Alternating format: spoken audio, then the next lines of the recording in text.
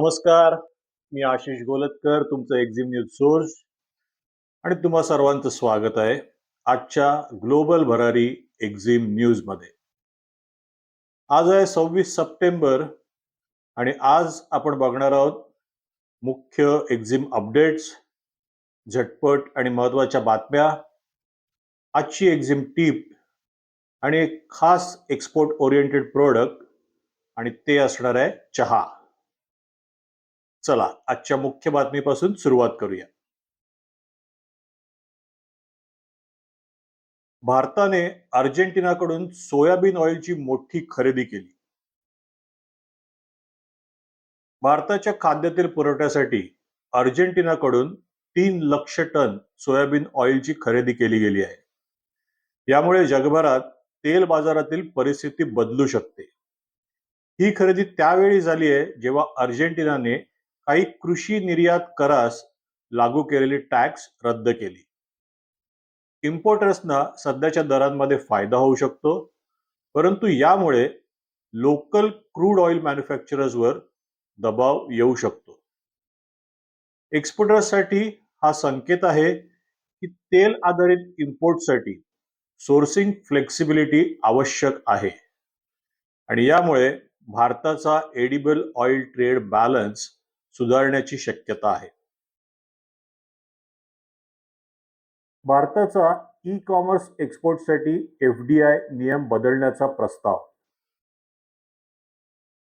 भारत सरकारने DGFT द्वारे e commerce कंपन्यांना थेट एक्सपोर्ट करण्याची परवानगी देण्याचा मसुदा सादर केला आहे.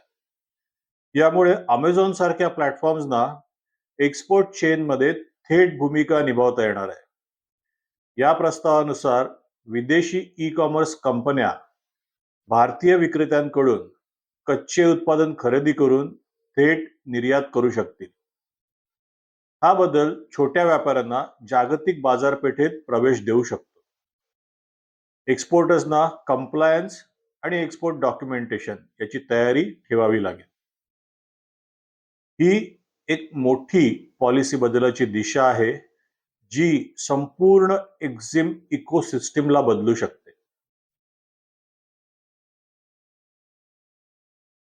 आणि रुपया परत दबावाखाली, पोर्टफोलिओ आउटफ्लोज सुरूच. रुपया आज डॉलरच्या तुलनेत पुन्हा घसरला. फॉरेन पोर्टफोलिओ आउटफ्लोज आणि US धोरणांमुळे भारतीय रुपयावर दबाव आहे. 1 मंथ नॉन डिलिव्हरेबल फॉरवर्ड्स देखील उच्च प्रीमियमवर ट्रेड करत आहेत.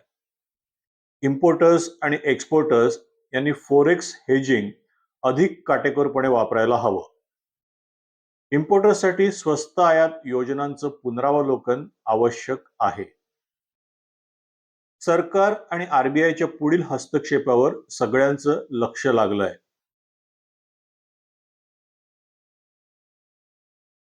भारत ऑस्ट्रेलिया ऑर्गॅनिक प्रोडक्ट ट्रेडसाठी करार. भारत आणि ऑस्ट्रेलियाने ऑर्गॅनिक प्रोडक्टसाठी म्युच्युअल रिकग्निशन ॲग्रीमेंट साईन केली आहे. हा करार सर्टिफाईड ऑर्गॅनिक उत्पादनं म्हणजे चहा, मसाले, फ्रूट्स यांचं ट्रेड करण्यास सुलभ करेल. एक्सपोर्टरनी organic certification, supply chain transparency आणि लेबलिंग स्टँडर्ड्स तयार ठेवावेत. या करारामुळे भारताच्या ऑर्गॅनिक एक्सपोर्ट मागणीत वाढ होण्याची शक्यता आहे आणि यामुळे इंडियाचा ग्लोबल सस्टेनेबल ट्रेड प्रोफाईल मजबूत होईल. आणि आता वेळ झाली आहे झटपट आणि महत्वाच्या बातम्या. WTO फिशरीज सबसिडीज पॅक्ट अधिकृत करण्याची प्रक्रिया सुरू. इंडिया US ट्रेड टॉक्स मध्ये सुधारणा अपेक्षित आहेत. UP international trade show UPITS सुरू. लॅटिन अमेरिकन आणि आफ्रिकन बायर्सचा यात सहभाग. आणि आता एक्सपोर्ट ओरिएंटेड प्रोडक्टची माहिती आणि ते आहे चहा. चहा हे भारताचे एक जुनं आणि प्रीमियम एक्सपोर्ट प्रोडक्ट आहे. 2025च्या पहिल्या 6 महिन्यात भारताच्या चहा निर्यातीमध्ये किंचित वृद्धी झाली आहे. 125.01 मिलियन केजी पर्यंत. नॉर्थ इंडियन चहा निर्यातीत वाढ दिसते, तर साऊथ इंडियन चहा निर्यातीमध्ये घट झाली आहे. USA बाजारात उच्च टॅरिफमुळे चिंता व्यक्त होत आहे. एक्सपोर्टर्ससाठी काही महत्वाच्या गोष्टी: स्पेशालिटी ब्लेंड्स, फ्लेवर्ड टीज बाजारपेठेत विकू शकता. ऑर्गॅनिक सर्टिफिकेशन आणि प्रीमियम पॅकेजिंग खूप कमी खर्चात जास्त भाव मिळवू शकतं. Digital marketing, story telling about origin, plantation याचा वापर करा. आणि आता बघूया एक छोटासा व्हिडिओ. इमॅजिन करा, सकाळची सुरुवात, गरमागरम चहाचा एक कप आणि त्याचा सुगंध जगभर पसरतोय. Yes friends, tea is not just a drink, it is India's cultural identity. आणि आजच्या ग्लोबल ट्रेडमध्ये ही एक मोठी एक्सपोर्ट अपॉर्च्युनिटी सुद्धा आहे. भारत हा जगातील दुसऱ्या क्रमांकाचा चहा उत्पादक देश आहे.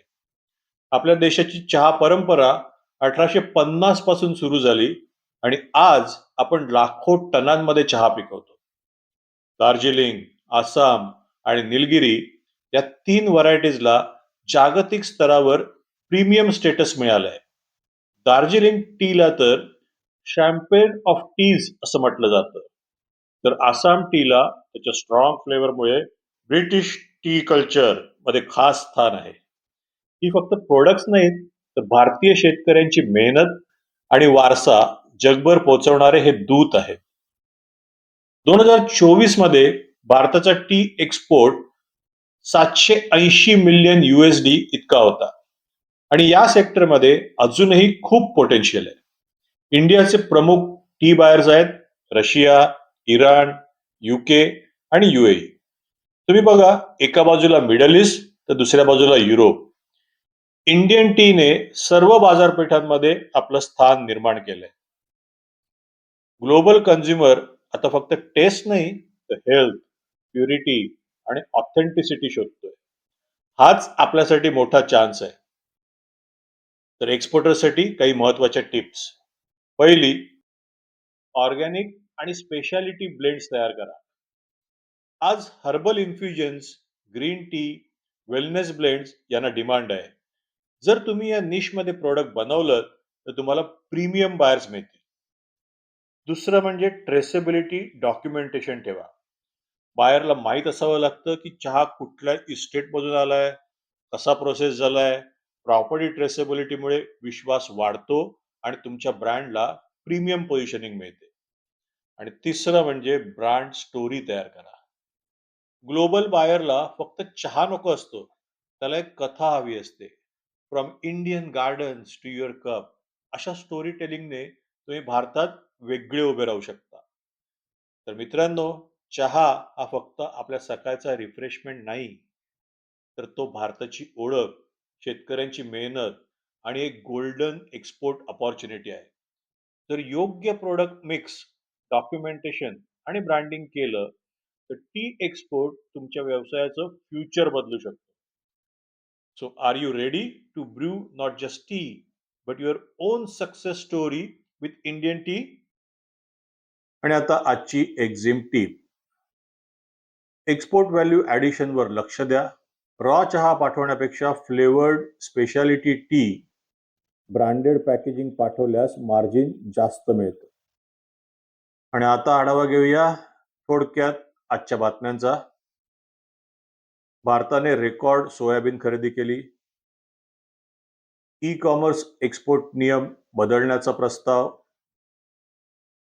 रुपया पुन्हा दबावाखाली. India Australia organic trade agreement. झटपट बातम्यात आपण जाणून घेतलं WTO fisheries pact, US trade talks आणि UP trade show. Export oriented प्रोडक्टमध्ये आज आपण माहिती घेतली चहाबद्दल. आणि आजची एक्झिम टिप होती व्हॅल्यू ॲडिशनवर लक्ष द्या.